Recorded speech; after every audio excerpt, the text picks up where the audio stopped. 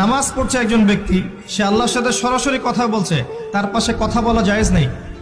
এমনকি নামাজরত ব্যক্তির পাশে কোরআন তেলাওয়াত করাও জায়েজ নেই। আমি কথা কি বুঝতে পারছেন? একজন ব্যক্তি নামাজে দাঁড়িয়েছে, আল্লাহর সাথে কথা বলছে, পাশে আপনি কোরআন তেলাওয়াত করতে পারবেন না জোরে জোরে। মনে মনে করতে হবে, করতে চাইলে মনে মনে করতে হবে। অনেক সময় মসজিদের ভিতরে দেখবেন নামাজ পড়া হচ্ছে, শোরগোল করছে।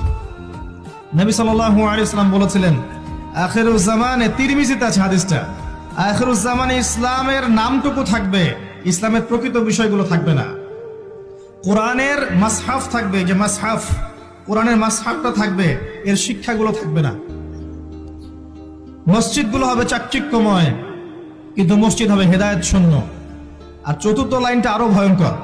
4 নম্বর লাইনে গিয়ে নবীজি বলেছেন সাল্লাল্লাহু আলাইহি ওয়াসাল্লাম, আসমানের নিচে জমিনের উপরে আল্লাহর সবচেয়ে নিকৃষ্ট সৃষ্টি হবেন এক শ্রেণীর আলেম, যাদের থেকে ফিতনা ছড়াবে এবং তাদের দিকেই